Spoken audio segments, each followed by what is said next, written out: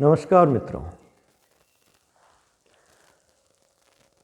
जैसे अभी यंत्र का युग है, यांत्रिक युग, सारे कार्य यंत्रों से होते हैं, मशीनों से होते हैं और विज्ञान दिन प्रतिदिन उसी की खोज करता जा रहा है, सफल भी हो रहा है और मनुष्य के जीवन में सुविधाएं भी मिल रही है।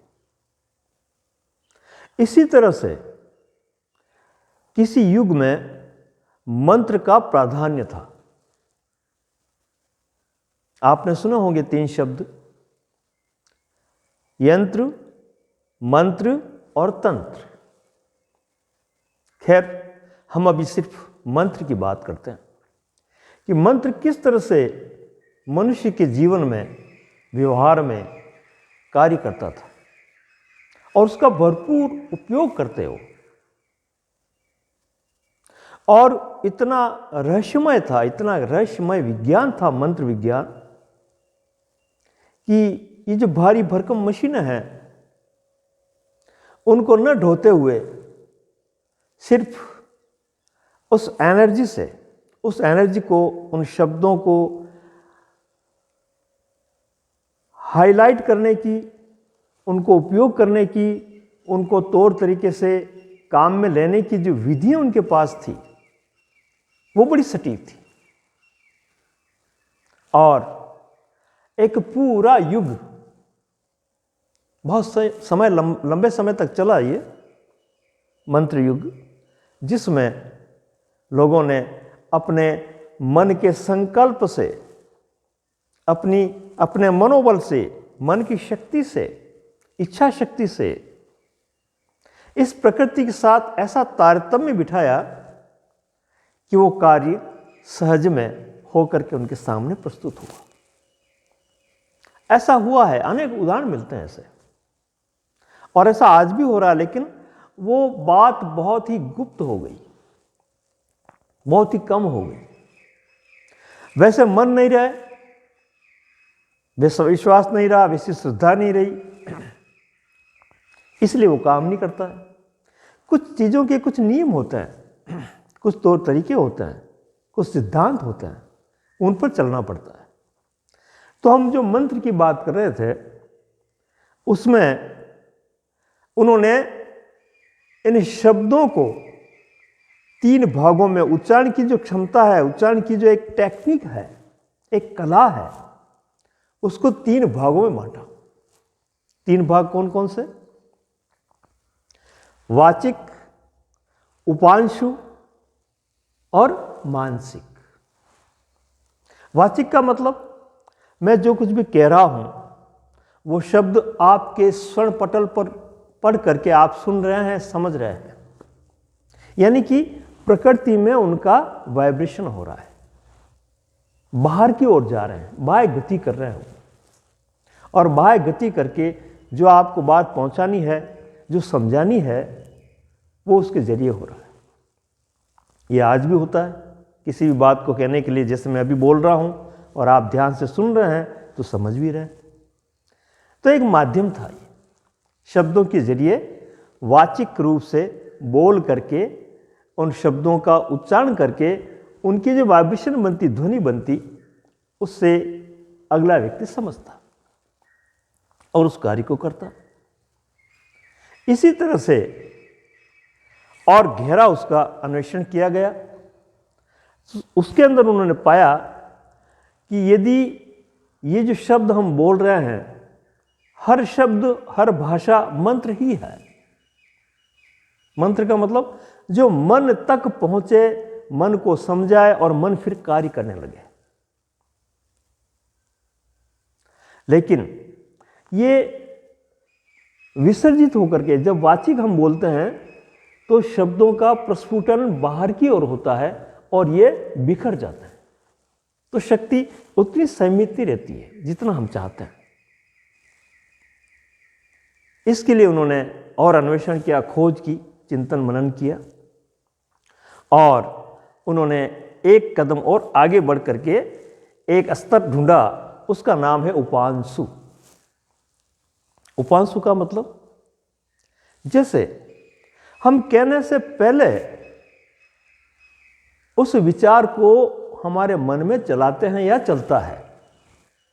ऐसा ही होता है। पहले हम अंदर बोल लेते हैं, विचार कर लेते हैं क्या कहना है, और उसकी ध्वनि भी हमें सुनाई देती है। उसके बाद में मुंह के द्वारा बोलते हुए उनको बाहर निकालते हैं। आप ध्यान रखना, जितना हमारा मन अंदर बोलता है उतना हम कह नहीं पाते हैं। इतनी स्पीड से बोलता है वो, इतनी गति से बोलता है, तो उसकी कंपन शक्ति ज्यादा हुई, है ना।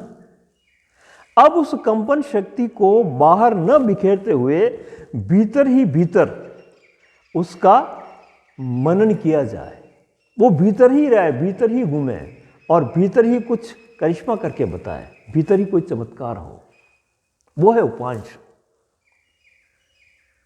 ये कुछ समय तक चला, ये स्तर बढ़ा आगे।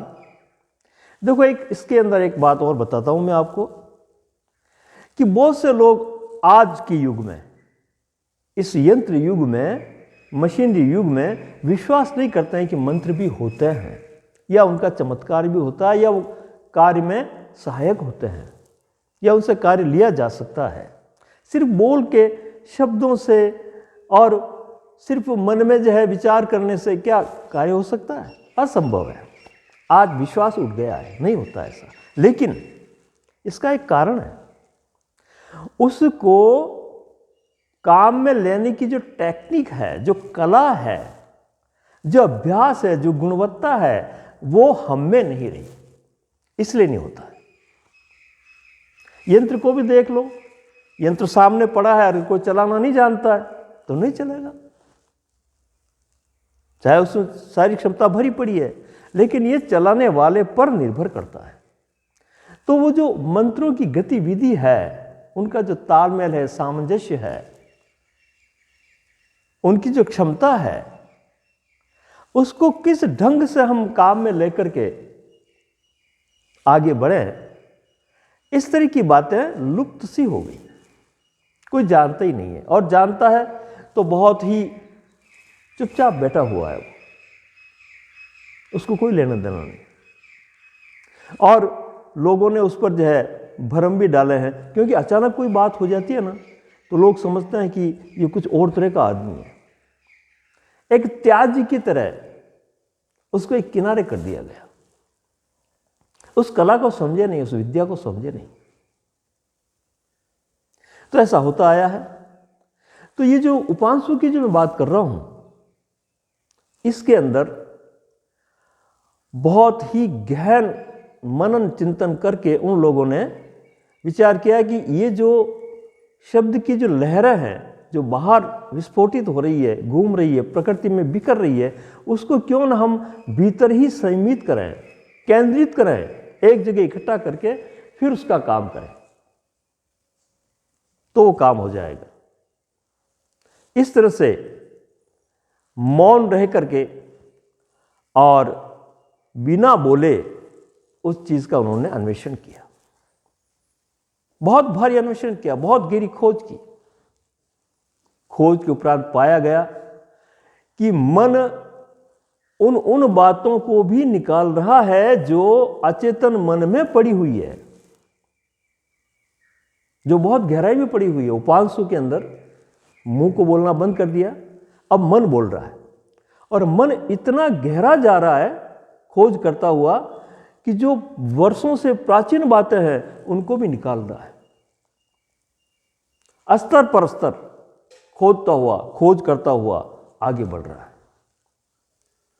और इसी उपांशु के प्रभाव से फिर आपके दर्शन निकले, वेद निकले, विज्ञान निकला, क्योंकि सारी परतों को मन देखने में सक्षम होता गया।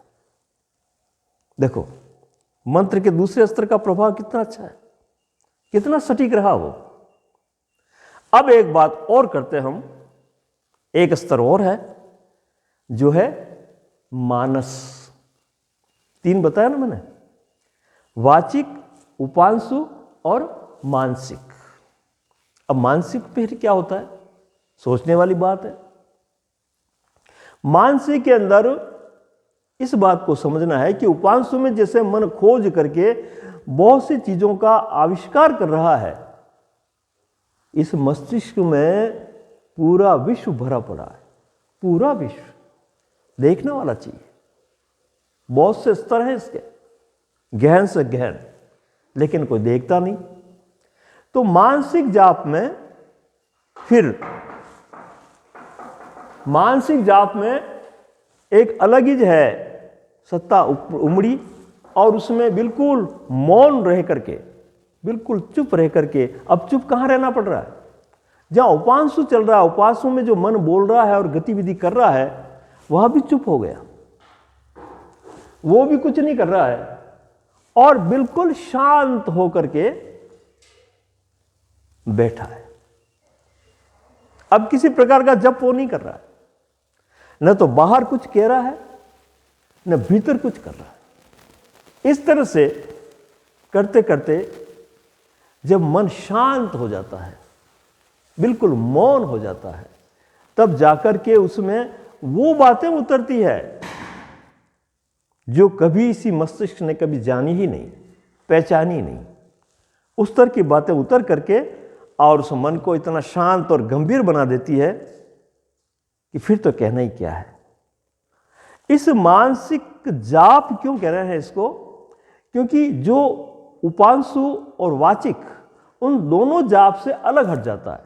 मन अब बाहर भी नहीं बोल रहा है, भीतर भी नहीं बोल रहा है, तब जाकर के उसमें एक ऐसी क्षमता आती है जिसका कहना ही क्या। धन्यवाद।